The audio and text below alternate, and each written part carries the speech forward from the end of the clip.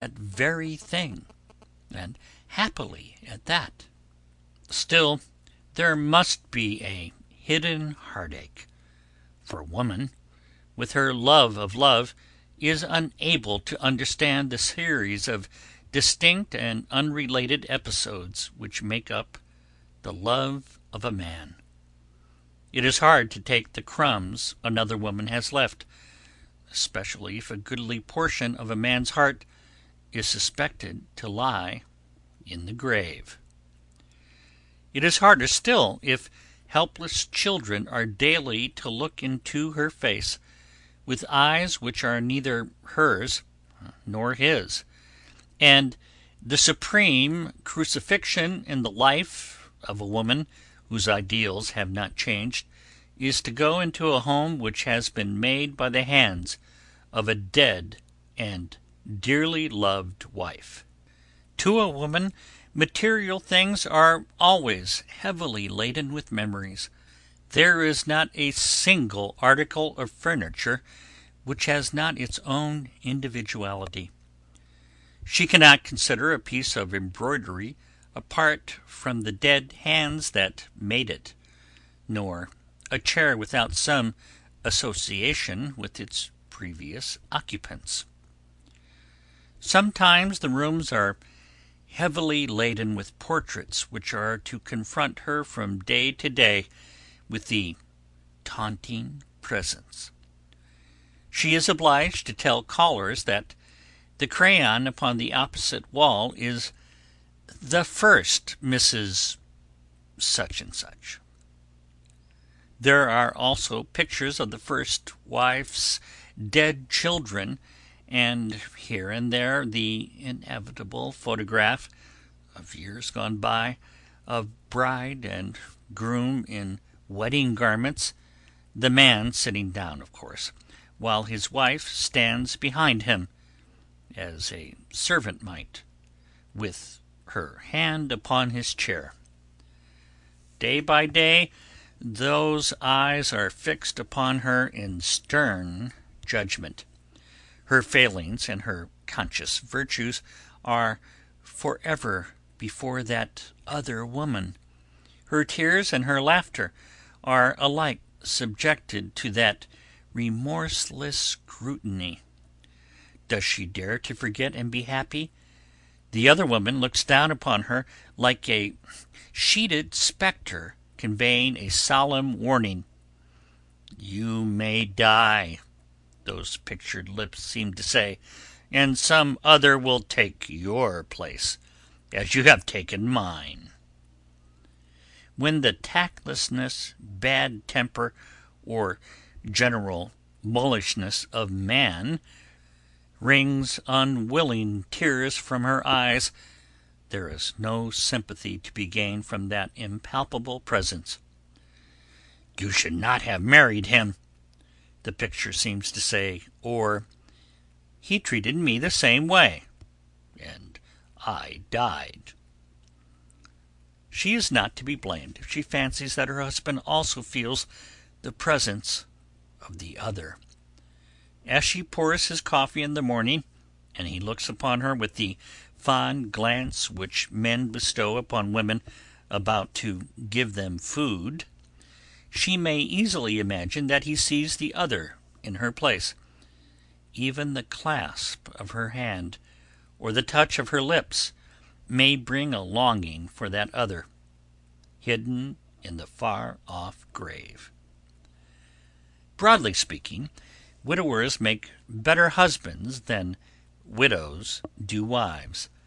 The presence of the dead wife may be a taunting memory, but seldom more. It is not often that she is spoken of, unless it is to praise her cooking.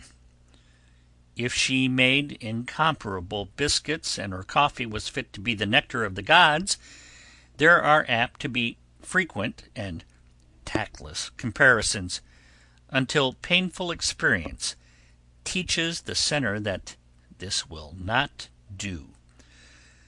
On the contrary, a widow's second husband is often the most sincere mourner of her first, as time goes on, he realizes keenly what a doleful day it was for him when that other died. Death loves a shining mark, and that her first husband was always such a paragon of perfection that it seems like an inadvertence, because he was permitted to glorify this sodden sphere at all. She keeps, in heart at least, and often by outward observance, the anniversaries of her former engagement and marriage. The love letters of the dead are put away with her jewels and bits of real lace. Small defections are commented upon and odious parallels drawn. Her home is seen to be miserably inadequate beside the one she once had. Her supply of pin money is painfully small, judged by the standard which has hitherto been her guide.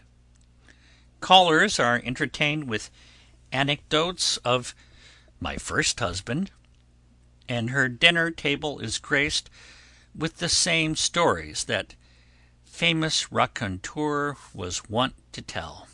If her present husband pays her a compliment, he is reminded that his predecessor was accustomed to say the same thing.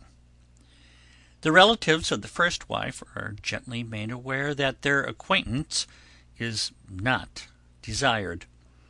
His manner of life is carefully renovated, and his old friendships put away with mothballs and camphor, never to see the light again. Yet the best possible advertisement of matrimony is the rapidity with which the bereaved seek new mates. There is no more delicate compliment to a first marriage than a second alliance, even when divorce rather than death has been the separating agency. A divorced man has more power to charm than a widower, because there is always the supposition that he was not understood, and his life's happiness is still to come. Forgetting is the finest art of life, and is to be desired more than memory, even though Mnemosyne stands close by Lethe, and with her dewy fingertips soothes away all pain. The lowest life remembers. To the highest only is it given to forget. Yet when the last word is said, this is the dread and the pity of death. It is not the breathless darkness and the narrow house, but the certain knowledge that one's place can almost instantly be filled. The lips that quiver with sobs will some day smile again. Eyes dimmed with long weeping will dance with laughter. Hearts that once ached bitterly will some day swell and overflow with a new love. This knowledge lies heavily upon a woman's soul and saddens, though often imperceptibly, the happiest marriage. All her toil and striving may some day be for naught. The fruits of her industry and thrift may some day gleam in jewels upon the white throat of another woman. Silks and laces which she could not have will add to the beauty of the possible woman who will ascend her vacant throne. Sometimes a woman remains faithful to a memory, and sometimes, though rarely, a man may do the same. There is only one relation in life which may not be formed again, that between a mother and her child. The little one may have lived but few days, yet if it has once lain upon her breast, she has something death may never hope to destroy.